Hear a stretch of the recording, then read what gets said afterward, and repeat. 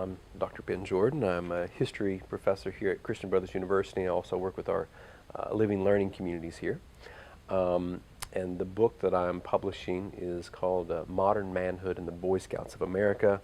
And the subtitle is Citizenship, Race, and the Environment, 1910 to 1930.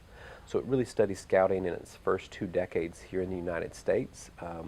What's distinct about it compared to kind of world scouting and British scouting, where it came from and was, originated a couple years before it started here in the U.S.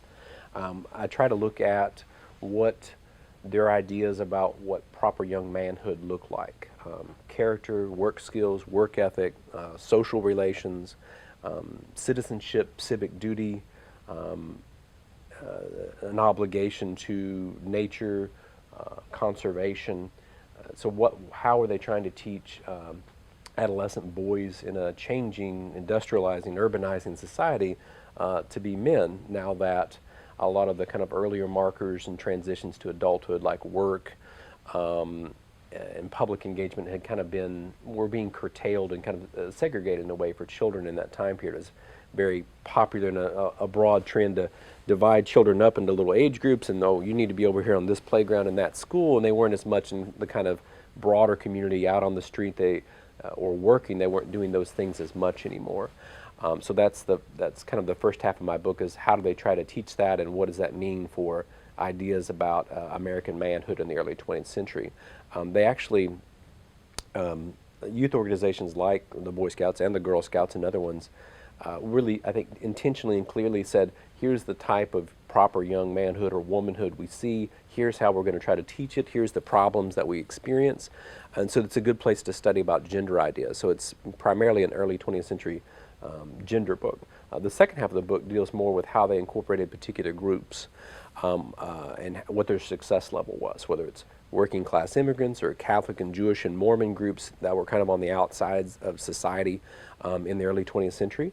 Rural and country farm boys, which they had more difficulty incorporating well into the organization at that time. They had more success in later decades, but in the teens and the 20s, that was the group that they kind of didn't know how to incorporate with the model that they had. And then also how they gradually began incorporating African Americans and how and why they did that in the mid-1920s, basically, is when they started making major moves in that area. So the latter half of the book is more race, ethnicity, religion, and how to incorporate different groups into this kind of more universal idea of what they thought a young American man should be and what they were trying to teach boys to be. I wasn't a Boy Scout. I worked a number of years at a more kind of traditional summer camp that wasn't related with scouting, and there was both a boys half of the summer and a girls half of the summer, and I worked both sessions. I would do support staff work on when the girls were there, taught horseback riding, and I was struck by how different the two sides of the summer were, even though it was the same landscape, a lot of the same families. There was some overlap in staff. They were run by the same organization, but they were very different. I also worked at a juvenile delinquency behavioral treatment facility that kind of used a kind of a camp type setting and methodology and kind of cabin cohesion to kind of teach kids that were basically headed to juvenile jail a better way to live their life and approach their life and to relate to people. And but they were very different. There were kind of boys and girls sides there as well. And I was struck by how different they were. And so I went to study the early history of how modern American society tried to use the outdoors to teach particularly adolescent boys and girls in different ways, how to adjust to kind of modern life and how to grow up and to take on adult responsibility. So that led me to study the early organizations that were important in that movement. And that led me to study Boy Scouting, but I wasn't a particular member of the Boy Scouts. That's not what led me to study it. In a modern society, there's not the same kind of stages of development or transition to adulthood as previous centuries and generations had had. A lot of boys in this kind of, the main Boy Scout age that I study is this, the main boy before the Cub Scouts come in line, So it's the main Boy Scouts, 12, 13, 14, 15-year-old. And, their fathers and their grandfathers basically worked and learned job skills, and they were doing career apprenticeship by the time they were 12. was quite common. And for when child labor laws and compulsory schooling made it so that more kids went to school instead of working, then they didn't kind of have that same connection with the community, the same connection to adult responsibilities, and kind of a longer period of this adolescence or kind of dependent stage. So I think they've continued to kind of focus on that, on community service, on citizenship. So I think that basic goal has been the same. So I think I would see more consistency in the organization than change as far as their overall goals and basic methods. I don't study current scouting extensively, so I'd almost need someone who does more recent scouting to, answer that side of the story after reading my book and comparing notes back and forth to, decide if there's been major changes in how they've approached things. So, in the teens and 20s, the organization was very inclusive and cutting edge for groups that were just, socially or culturally despised or discriminated against in that period.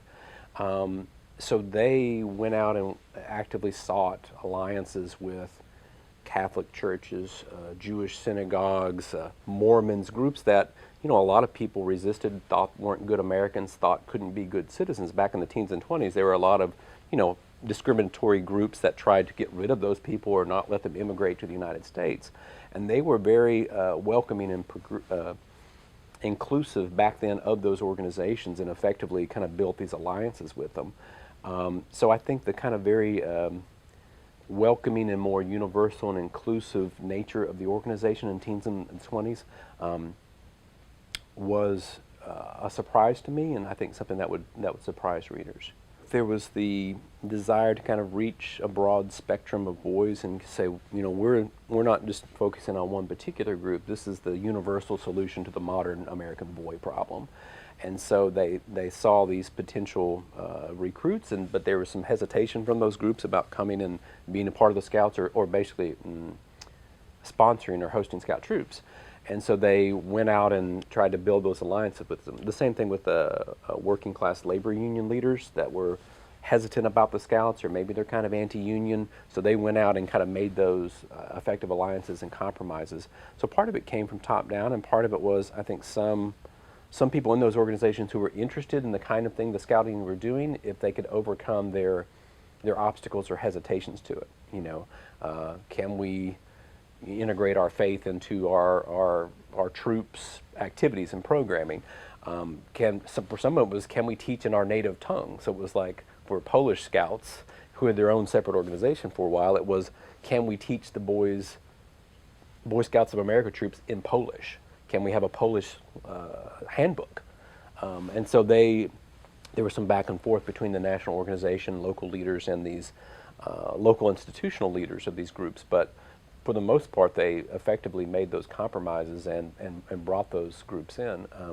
The same thing, it was more gradual, but with African Americans and Native Americans, much faster than a lot of institutions in the United States were willing to do, to try to at least gradually reach out and incorporate them. Sometimes they were in segregated troops in some areas like the South, but a lot of places wouldn't allow such boys in, or men into their organizations or institutions or spaces at all. So on the whole, relatively, they looked quite inclusive in that period. It was very much focused on kind of town and city boys. They had difficulty with the country boys because they were spread too far apart to be able to form troops and to have leaders and institutional sponsors and the kind of things that they thought boys needed for modernizing society. So they actually had difficulty back in the teens and 20s reaching out effectively to country farm boys. So it was more of a town, city, modern-looking organization, which I think will surprise some people and some readers of the book who might see Scouting as a more traditional or almost kind of backward-looking organization or nostalgic type of organization. But in the teens and the 20s, they were quite progressive and quite modern in their outlook and what they were trying to teach boys to do. I'm hoping that people who are current Scouts or Scout leaders look at it and say, oh, well, we still do that in the same way, and that's where that came from, or we do things quite differently, and that's when this changed, and that's why, or maybe there's something that they were doing right back then that might still be applicable or useful now. So I'm hoping to get general public or people who work with youth, whether they're teachers or counselors or scout leaders, that there's something useful in there about, how do we transition adolescent boys to adulthood in this modern society of ours. I think that's something that I hope readers get out of it.